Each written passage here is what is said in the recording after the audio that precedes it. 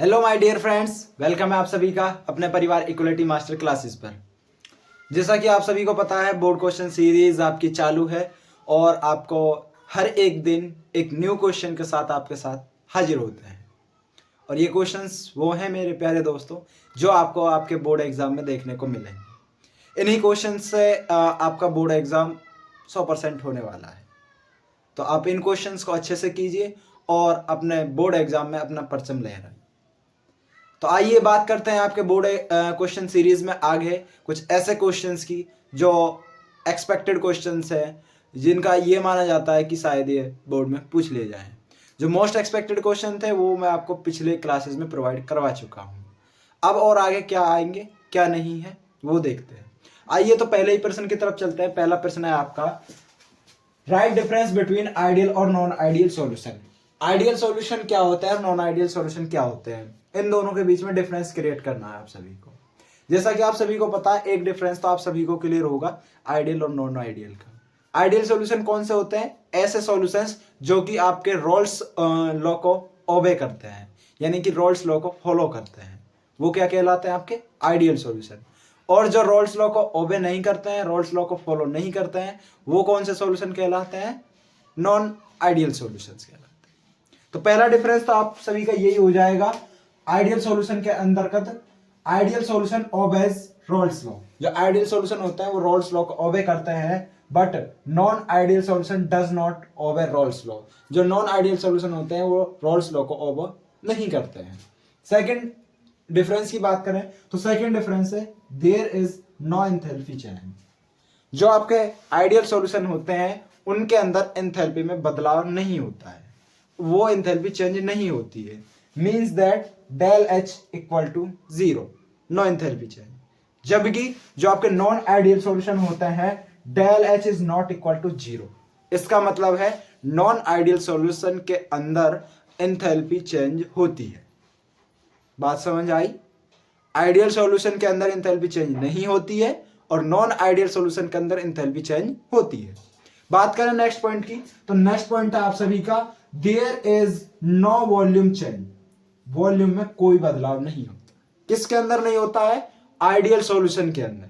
Ideal solution के अंदर volume में कोई बदलाव नहीं होता, जबकि नॉन आइडियल सॉल्यूशन के अंदर वॉल्यूम में बदलाव होता है, वॉल्यूम चेंज होता है। क्लियर? नेक्स्ट बात करें तो नेक्स्ट आपका एग्जांपल कौन सा है? एग्जांपल होते हैं आपके बेंजीन और टोल्यून। क्या होते हैं? बेंजीन और टोल्यून। यानी कि बेंजीन और टोल्यून दोनों के दोनों आपके ऐसे कंपाउंड हैं, उनकी एंथैल्पी चेंज नहीं होती है, वॉल्यूम भी चेंज नहीं होता है और रोल्स लॉ को ओबे भी करते हैं।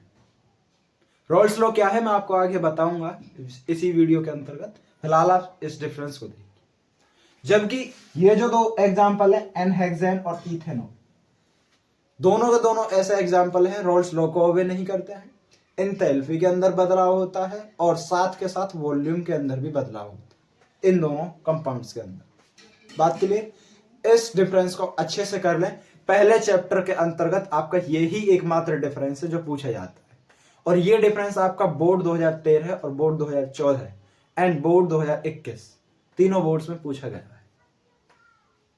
अच्छे से कर ले सभी बच्चे इस डिफरेंस को। एक बार फिर से बता दूं मैं आपको, आइडियल सॉल्यूशन वो सॉल्यूशन होते हैं जो आपके रोल्स लॉ को ओबे करते हैं, नॉन आइडियल रोल्स लॉ को ओबे नहीं करते हैं। आइडियल सॉल्यूशन आपके एंथैल्पी में कोई बदलाव नहीं होता, there is no change in enthalpy, जबकि नॉन आइडियल सॉल्यूशन के अंदर एंथैल्पी में बदलाव होता है। आइडियल सॉल्यूशन के अंदर वॉल्यूम में कोई चेंजिंग नहीं होती है, जबकि नॉन आइडियल सॉल्यूशन के अंदर वॉल्यूम में चेंजिंग होती है। आइडियल सॉल्यूशन के एग्जांपल हैं टोल्यून, बेंजीन, और नॉन आइडियल सॉल्यूशन के एग्जांपल हैं आपके एनहेक्सेन और इथेनॉल।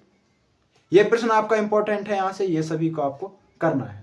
यदि मैं नेक्स्ट प्रश्न की बात करूं तो नेक्स्ट प्रश्न है आपका टेम्परेचर पर, कि टेम्परेचर पर क्या प्रभाव पड़ता है। What is the effect on temperature of solution solid in liquid. दो तरह से पूछा जाता है, solid in liquid and gas in liquid, दोनों को करते हैं। क्या है?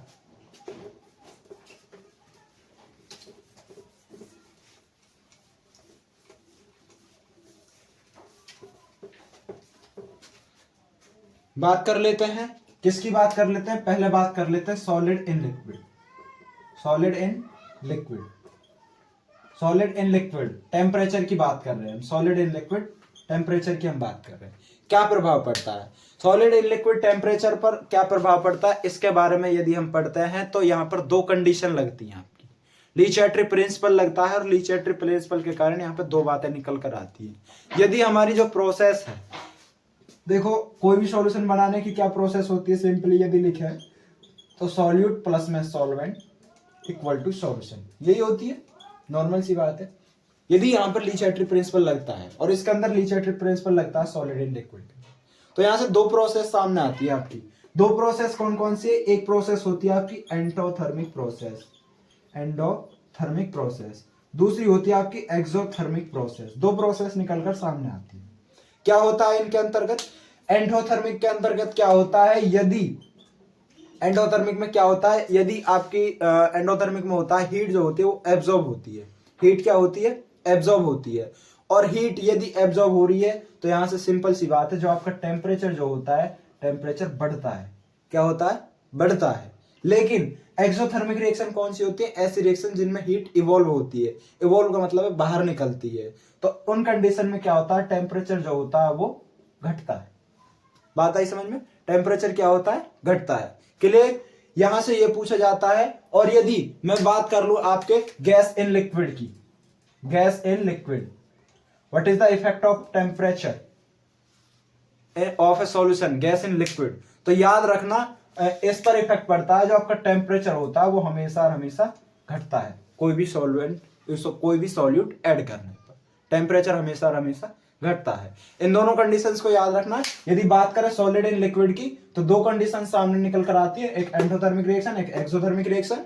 एंडोथर्मिक रिएक्शन में टेम्परेचर बढ़ता है, एक्सोथर्मिक रिएक्शन में टेम्परेचर घटता है।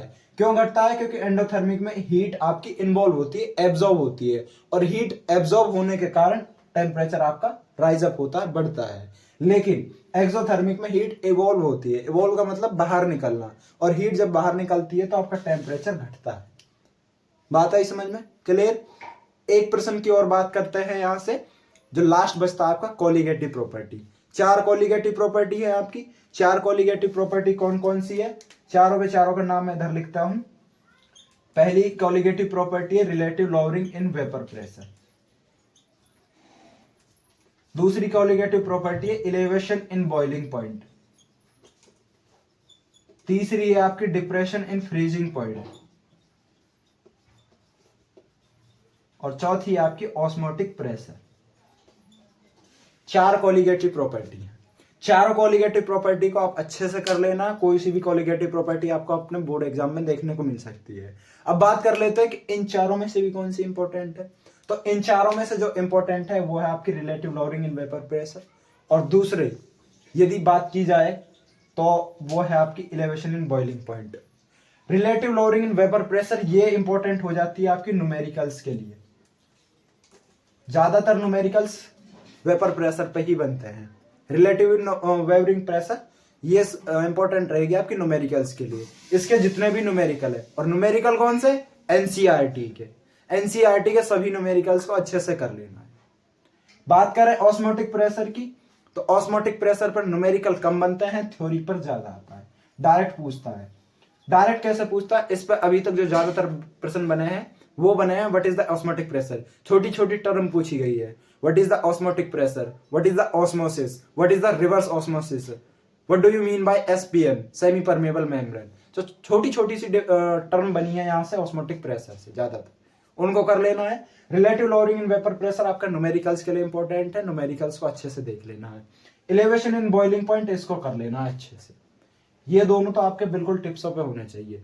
Relative lowering in vapour pressure और इलेवेशन इन बॉइलिंग पॉइंट दोनों के दोनों आपके टिप्सों पे रहने चाहिए। मैं थोड़ा सा यदि बता दूं तो इलेवेशन इन बॉइलिंग पॉइंट का मतलब होता है आपका एक टेम्परेचर है, एक फिक्स टेम्परेचर है, उस टेम्परेचर को हम राइज अप करते हैं।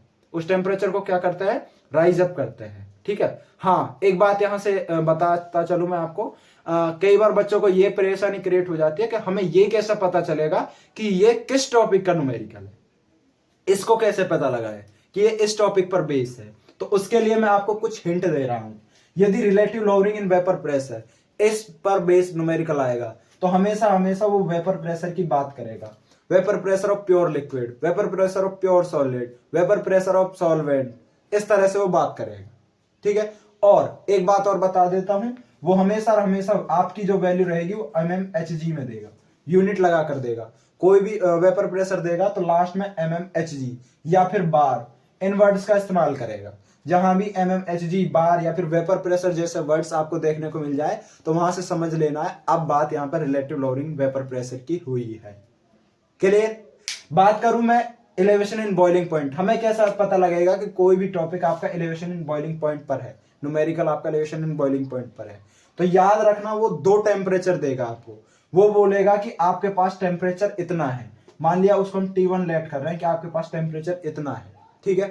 फिर कहेगा कि आपका टेम्परेचर राइज अप किया गया है, रेज्ड किया गया है, इंक्रीज किया गया है, इस तरह से लिख कर देगा। टेम्परेचर राइज अप किया गया है, इंक्रीज किया गया है, रेज्ड किया गया है, बढ़ाया गया है, टेम्परेचर को बढ़ाया गया है, और बढ़ाने पर टेम्परेचर हो जाता है T2। फिर वो आपसे कोई भी मोलर मास निकलवा सकता है, वेट निकलवा सकता है, कुछ भी निकलवा सकता है। ठीक है। तो जहां पर बढ़ाने की बात की जाए, टेम्परेचर को बढ़ाने की बात की जाए, तो याद रखना वहां पर एलिवेशन इन बॉइलिंग पॉइंट की बात की जाएगी। क्लियर। आगे बात करें depression in freezing point. Depression in freezing point हमें कैसा पता चलेगा कि कोई न्यूमेरिकल इस पे है। तो डिप्रेशन इन फ्रीजिंग पॉइंट पे बोलेगा वो कि कोई भी टेम्परेचर आपका T1 इतना है, अब उस टेम्परेचर को घटाया गया है, उस टेम्परेचर को क्या गया है, घटाया गया है, डिक्रीज किया गया है, मिनिमाइज किया गया है, कम किया गया है, और अब वो टेम्परेचर बना दिया गया है T2। इसका मतलब हुआ डिप्रेशन इन फ्रीजिंग पॉइंट में बात करेगा टेम्परेचर को घटाने की।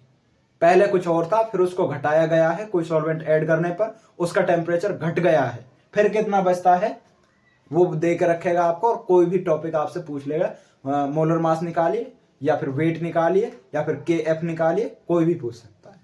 इस तरह से वो आपसे पूछेगा। यदि इस तरह से बनते हैं तो वो होता है डिप्रेशन इन फ्रीजिंग पॉइंट। यदि ऑस्मोटिक प्रेशर आ जाए तो कैसे पहचानेंगे? ऑस्मोटिक प्रेशर में याद रखना कभी भी न्यूमेरिकल आएगा तो SPM वर्ड लगा कर देगा, semi permeable membrane. SPM word लगा कर देगा, सेमी परमेबल मेम्ब्रेन। जहां ये वर्ड दिख जाए SPM, सेमी परमेबल मेम्ब्रेन, तो समझ जाना ऑस्मोटिक की प्रेशर की बात हुई है। वहां से चारों को बता दोगे कि कहां कौन सी बात हुई है, किस तरह से बात हुई है। क्लियर। यहां से एलिवेशन इन बॉइलिंग पॉइंट और डिप्रेशन इन फ्रीजिंग पॉइंट, यहां से दो वर्ड और होता है, आपको उन वर्ड्स को याद रखना। कौन कौन से? एक वर्ड होता है KB, एक वर्ड होता है KF।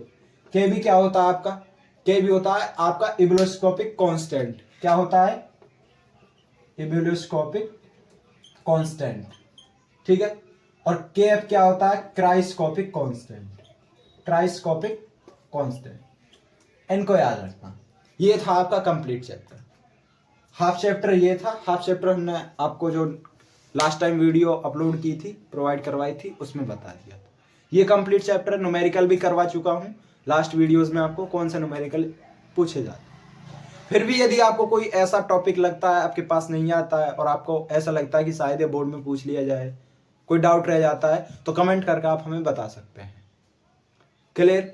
तो सॉल्यूशन चैप्टर होता है आपका खत्म। इसको अच्छे से कर लेना है।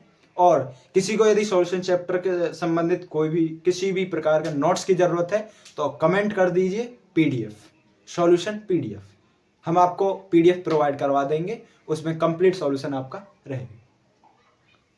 इसी तरह से हमारे साथ बने रहिए, हम आपको डेली कुछ ना कुछ प्रोवाइड करवाते रहेंगे आपके बोर्ड से संबंधित। और आने वाले टाइम में हम आपको कॉम्पिटिटिव दुनिया में भी लेकर आएंगे। NEET, IIT, JEE advance, SSC, UPSC, railway, clerk या फिर बैंकिंग, हर फील्ड में आपको आगे लेकर आएंगे। बस आपका सपोर्ट चाहिए। आप अपना सपोर्ट दीजिए, हम अपना सपोर्ट देंगे। अभी के लिए मैं चाहता हूं आप सभी से इजाजत।